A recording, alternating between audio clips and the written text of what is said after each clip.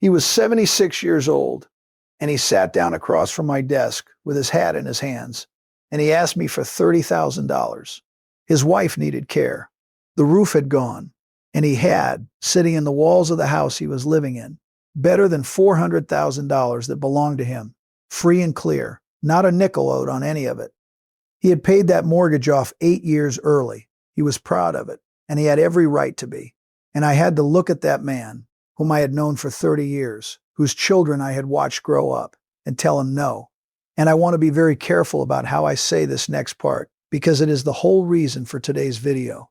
I did not say no because he was a bad risk. I said no because of how the rules are written.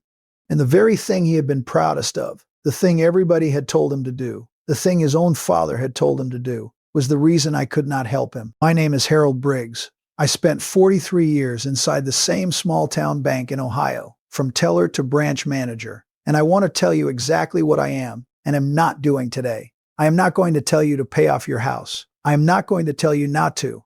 Anybody on the internet who tells you the answer without knowing your situation is selling you something, and I've got nothing to sell.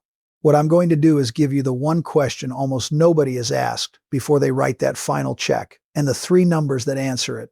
Because I sat on the bank side of that desk for 4 decades. I signed the papers the day people paid their houses off. I shook their hands. And then some years later, I was the one who had to sit across from a few of them and say the word no. So I've seen both ends of this decision, and hardly anybody gets to see both ends. Now, 2 things I can hear you thinking, and I want to deal with them right up front, because if I don't, they'll sit in the back of your mind the whole time. The first one, Harold, debt is bad. My parents taught me that. You don't owe anybody anything. And I'm not going to sit here and be talked into a mortgage by a man on the internet. Friend, I agree with your parents. I am not defending debt. I have watched debt take houses and marriages, and I have no romance about it whatsoever. That's not what today is about. Today is about what happens to a dollar after it goes into the walls, and whether you can get it back out when you're 78. And if you'll stay with me, you'll see those are 2 completely different subjects. And the second thought, the opposite one. Harold, too late for me. I paid mine off years ago. This doesn't apply.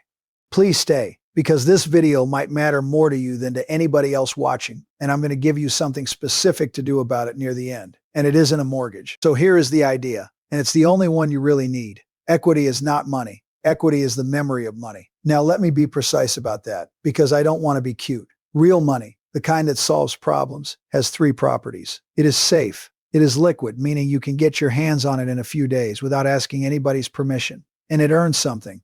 Home equity is genuinely safe. That much is true, and I won't take it from you. But it is not liquid, not in the least, and it earns you nothing. A house appreciates, or it doesn't, based on the market, the town, and the roof. It does not go up faster because you put more of your money inside it. So when you send an extra $1,000 to the mortgage company, understand exactly what happened. You did not lose it, and you did buy something real. We'll get to that. But you moved it from a place where you control it to a place where you must ask permission to reach it. And in retirement, the permission gets harder to get every single year. Now, why is it harder? This is the part nobody explains, and it's the part I know cold, because I was the one applying the rules. Banks do not lend against your house. I know it looks like they do. They lend against your income, and they take the house as security in case the income stops. Those are different things, and the difference is invisible for your entire working life, which is exactly why it ambushes people. At 52, with a paycheck stub, you are the easiest customer in the world. Your income is documented. It's regular. It fits in the boxes on the form. At 76, on Social Security and a modest pension, your income on paper is a fraction of what it was, even if your actual financial life is far more solid than it was at 52. Even if you owe nothing to anybody in the world, the form does not have a box for $400,000 of equity and a spotless 30-year record. I could not put that in the form. I tried more than once, and I got the answer back from the same people every time. So a man can be, on paper, too poor to borrow his own money. That is not a conspiracy. Nobody sat in a room and designed it to hurt him. It is just a rule written for a working-age borrower, applied to a retired one. But the effect on that man in front of my desk was exactly the same as if somebody had designed it. I want you to know what actually happens next, because the story doesn't end when the banker says no. It ends somewhere, and I watched where. There are only about 4 doors open to a person in that spot, and I want to walk you through them because this is the part that never gets said out loud. Door one, they go to a lender who will say yes. And there is always somebody who will say yes, and the price of yes from that direction is steep, and the terms are written by people who know exactly how badly you need it. Door two, they sell the house. Now, selling a house is a fine thing to do in its own time, on your own schedule, when you've thought about it for a year. Selling it in March because the roof went in February is a completely different transaction, and the whole world can see you're in a hurry, and you will not get the number you would have gotten. Door three, they go to their children. And some families handle that beautifully, and it draws them closer. And some families never fully recover from it, and I have sat with both kinds. Door four, and this is the one that quietly happened most often, and that nobody ever knew about. They simply went without. They didn't fix the roof. They stretched the medicine. They stopped the thing they'd have had to admit they stopped. A man with $400,000 of his own money in the walls skipping a prescription is a thing I saw more than once in 43 years, and I have never gotten used to it. So that's what's behind the word no. It isn't drama. It's 4 doors and none of them good. Quick pause. Everything I couldn't tell people across that counter for 43 years, I put in a book called You Earned It Twice, 52 Things You Can Claim, and the exact words to say on the phone. Links below. Back to it. Now I want to say something on behalf of your father, because I suspect he's been in the back of your mind since I started, and he was right. He was right for his world. Understand what a paid-off house meant in 1965. A man retired at 65, and on the averages of the day, he did not live a great many years past it. Medicine was cheap because there wasn't much of it. The thing we now call long-term care barely existed as an industry, and when a parent got frail, a daughter or a daughter-in-law took them in, because that's how it was done, and because she was usually home. So a paid-off house genuinely was the whole retirement plan. It got you across a short bridge. Your father wasn't wrong, and I don't want you to hear one word of this as looking down on him. But you might live 25 or 30 years past the day you stop working. The most expensive years of your medical life are almost certainly in front of you rather than behind you. Care costs what it costs now, and your daughter has a job. Every one of those things changed after the advice was written down. So the advice didn't become wrong. The world moved out from under it. And that's the thing about advice handed down in families. It arrives with all the authority of a man you loved and respected, and none of the footnotes about the world he was standing in when he said it. So let's do the arithmetic honestly, and I want to be fair to both sides here, because you'll hear people online do this dishonestly in both directions.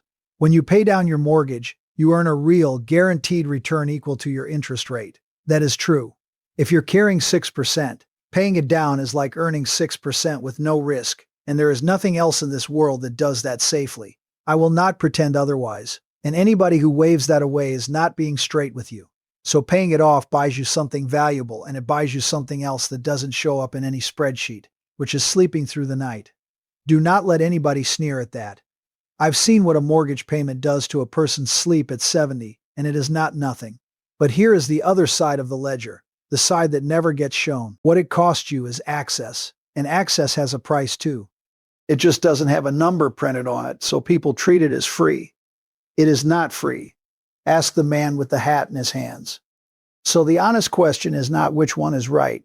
The honest question is this: how much money can you reach in 3 days without selling anything and without asking anybody's permission? That's it. That's the question. Everything else in this subject is noise.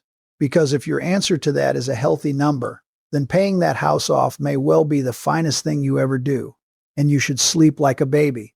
And if your answer to that is almost nothing, then the paid-off house is not a fortress. It is a very beautiful, very well-insulated box with your life savings locked inside it, and the key held by somebody who is going to look at your income and say no. And let me tell you one more thing from my side of the desk, because it explains why nobody ever asked that man the question.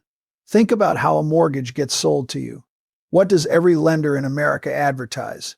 The rate. The rate in big numbers on the sign in the window. The rate in the mailer. The lowest possible rate they can put in front of your eyes. And a rate is a real thing, and it matters. But notice what the rate does. It gets you comparing one lender against another lender on one single number, which is a wonderful way to keep a customer busy. Nobody's sign says anything about how much of your money will be reachable at 78. There's no line on the form for it. It isn't that the people in the business are wicked. I worked alongside them for 43 years, and they were mostly good people trying to do right by folks. It's that every one of us was trained to answer the question the customer asked, and the customer never asked this one because nobody had ever told him it existed. That's the whole system in a sentence, not a plot. Just a set of questions that nobody has any particular reason to raise on a subject where getting it wrong doesn't hurt for about 20 years.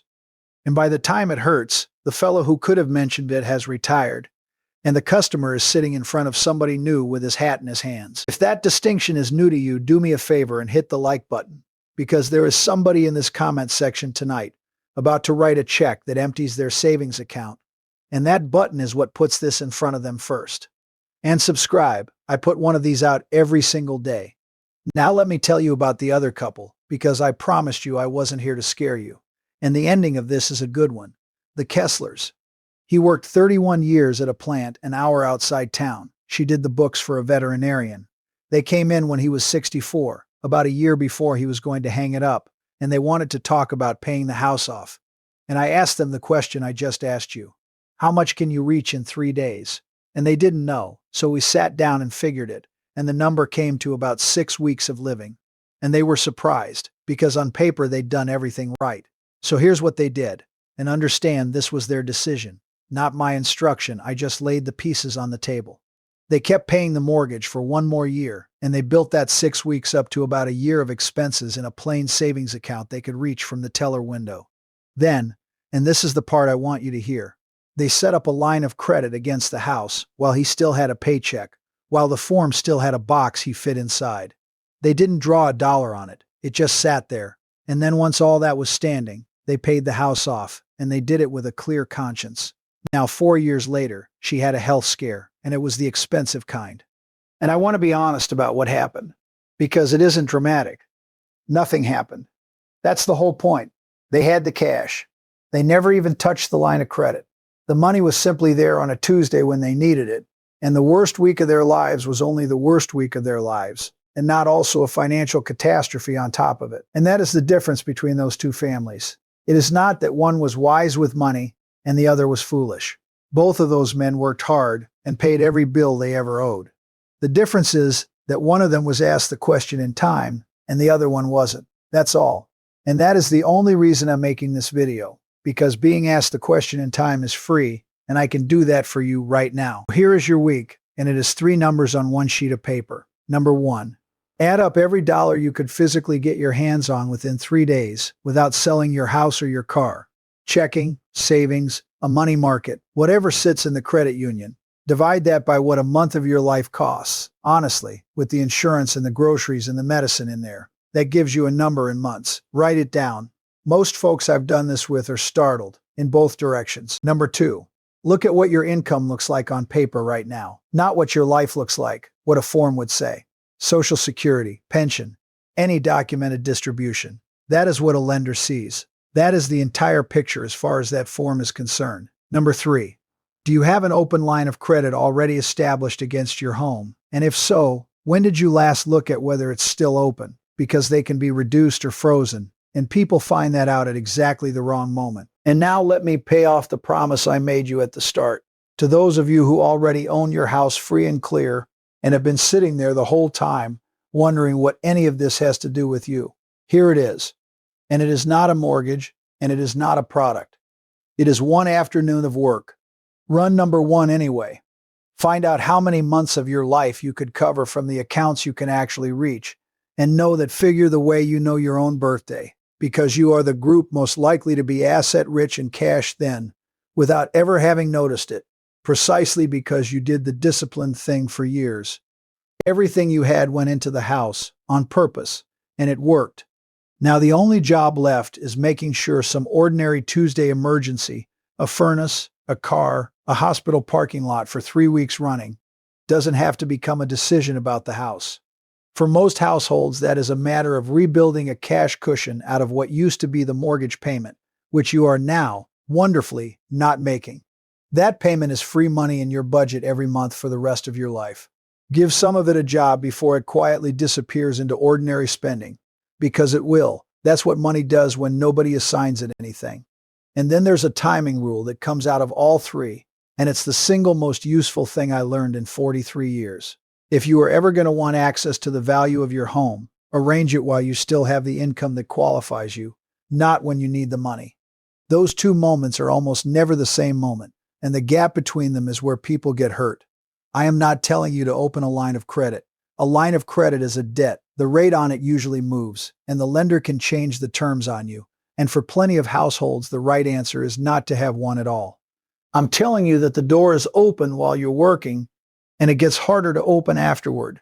And that most people simply do not know that, because nobody in the business has any particular reason to tell them. And do one thing for somebody else. You know exactly who this is. Somebody in your family this month is talking about writing that final check, or maybe about pushing hard to be done by a certain birthday. Send them this video before they do it. Not to talk them out of it, to make sure somebody asks them the 3-day question first, because after the money is in the walls, it is a great deal harder to get it out than it was to put it in. Then leave me a comment and I'll tell you plainly this is the one I most want to read. Have you paid off your house? And knowing everything you know now, would you do it again? I want to hear from both camps, and I want you to be honest, because the people who've actually lived it know things that no video can teach, and somebody sitting on the fence tonight is going to scroll down and read your answer. I read every single one of them. And subscribe, because next time I'm handling the question that comes after this one, and it's the one I promised you. When that house does eventually pass to your children, some states take a bite out of it that starts at the very first dollar, no exemption and no threshold, and there are legal ways to reduce it that have to be set up well in advance. Most families find out about all of it in the worst week of their lives, and it does not have to go that way. Everything I've shared today is general educational information from a retired banker, and it is not personal financial, tax, or legal advice, and it is not a recommendation to take on debt, to keep a mortgage, or to open any line of credit. Whether to pay off a mortgage depends on your interest rate, your income, your health, your savings, and your own peace of mind. And reasonable people land in different places on it for very good reasons. Lending rules and product terms vary by institution and change over time. Before you make a decision this size, sit down with a qualified professional who can look at your whole picture. That is not me covering myself. That is just sound banking. If you want more plain-spoken banking lessons that help you ask better questions before the paperwork is signed, subscribe to the channel. Look after your money. You earned it twice. Once when you worked for it, and once when you kept it. I'll see you in the next one.